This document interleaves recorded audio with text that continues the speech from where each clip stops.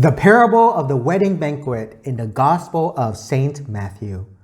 This parable of the wedding banquet is different than the one in the Gospel of St. Luke, chapter 14, verses 7 to 14. Now, recall that in the wedding banquet, according to St. Luke, it's about the guests being invited to a wedding banquet. And what happens?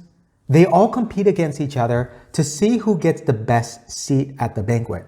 And then Jesus offers them advice on what they should do instead. If you're interested in the reflection on the parable of the wedding banquet found in the Gospel of St. Luke, I'll put a link in the description to this video below. Here, though, we will focus on the wedding banquet according to the Gospel of St. Matthew, chapter 22, verses 1 to 10. There's also an extension of this parable from verses 11 to 14. And some biblical scholars separate these verses into another parable, and they call it the parable of the wedding garments. Let's examine them both together here. Now, on the surface level, if we read the parable literally and try to extract the literal meaning from this parable, just like we read, say, the news, for example, it sounds really strange and really odd. Therefore, it's important for us to acknowledge the fact that there is a deeper message here. And this deeper message is what we're going to explore. But first, those who have been to a wedding banquet before know that it can be very elaborate. There can be a whole lot of planning. And of course, the planning includes who you would invite to the wedding. Usually, the guests are well selected. They are relatives and friends of the bride and the groom. And it generally means a whole lot if you were the one who were invited to the wedding. After all, not every random person gets invited to the wedding.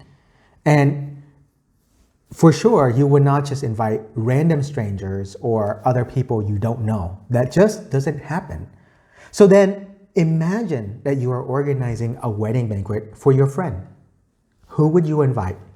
Most likely people who are special to the bride and the groom, people who have made an impact in their lives, people who are special to them. But as we'll see in this parable, there's a big problem with this particular king throwing a party for his son. Those whom the king invited, we can assume, are special friends of the king. Perhaps they were in his inner circle, or they have a close working relationship with the king. Clearly, there has to be something that stands out for these people to be invited to the wedding feast of the king's son.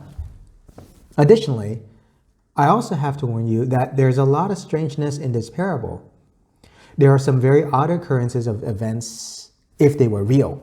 In fact, many people will say this parable cannot be real because it is just too outrageous. Over the top, in other words. So for those who have heard my previous reflections so far, I've been emphasizing the fact that these parables in Matthew's gospel are allegories, just like the parable of the tenants in the vineyard, which we heard about last week. So let's quickly summarize. The king sends the invitation to all the invited guests to come to his son's wedding. What do these people do? Well, they rejected the wedding invitation. The story doesn't say why they rejected the invitation, but in any case, the king sent the invitation a second time. In particular, the king had to advertise how great and wonderful this wedding feast is going to be. In fact, the parable says the king, communicating to his invited guests, he says, "Behold, I have prepared my banquet. My calves and fattened cattle are killed, and everything is ready. Come to the feast." Now let's pause for a moment and ask the question, why would the king invite these people? They seem to be bad people after all. Remember what we said earlier about invited guests to a wedding? Only those who are significant to the bride and the groom or their families are invited. So we can imagine these invited guests are important. Based on their attitude and responses, however, this doesn't seem to be the case. Take a look at how these invited guests respond. Some ignored the invitation and went away, one to his farm, another to his business. The rest laid hold of his servants, mistreated them, and killed them. I mean, yes, seriously, the invited guests mistreated and killed those sending who were out communicating the message, the invitation. So why would they do that? After all, these servants were only doing their job, which was to send out the invitation on behalf of the king. It would be like hating the message and then killing the messenger, which is not good. So things get worse though. Take a look at the parable. So what does the king do after they kill all his messengers? Here's what the gospel reading tells us. The king was enraged and sent his troops, destroy those murderers, and burn their city. Now, the story doesn't just end there with the killing of those who are invited, as bad as that already is. The king continued with the wedding plans for his son. And instead of inviting those guys who refused to come, he decided to invite others, those in the streets and on the main roads, which his servants gathered together. Servants went out and gathered all the bad and the good alike, so to speak, and invited them to come to this elaborate wedding banquet. In other words, all are invited who are willing to come. Now, some people who read it up into this passage may get even more confused and ask the question, is the king crazy or what? Does he just want attendees? Again, if we focus on the realistic aspects of this parable, it does sound outrageous. But keep in mind that this is an allegory with a very specific meaning attached to it. So here are the elements to this allegory. And before speaking further, I want to warn everyone that not all aspects will line up appropriately. Just bear that point in mind. It is a parable after all, and we're trying to extract elements from the parable to apply to real life and to history. So here we go. The king is God. The son, which you can find in verse 2, is Jesus. Both of these are fairly obvious. Now the invited guests are those chosen people of God.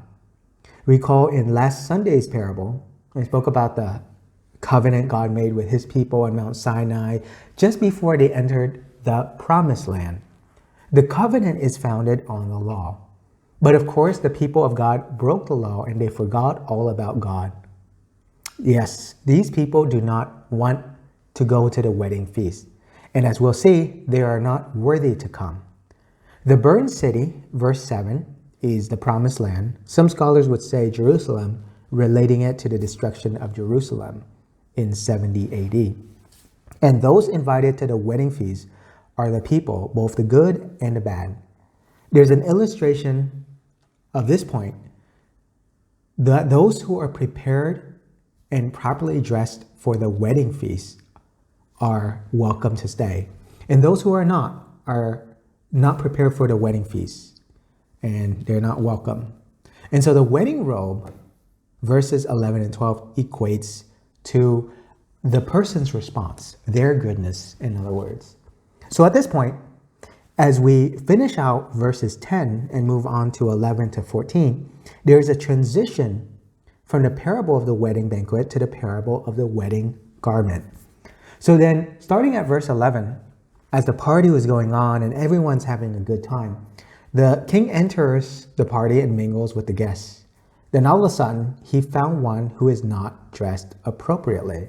So immediately, the king called out this guy on his inappropriate dress.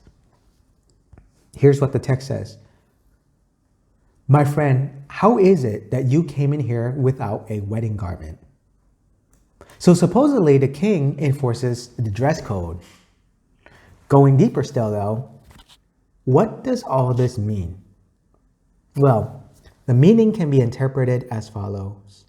Jesus doesn't tell us, but given the reference to bad and good in verse 10, and St. Matthew wanting to emphasize the importance of coming to the wedding feast in a worthy manner, it seems that the wedding garment equates to worthiness.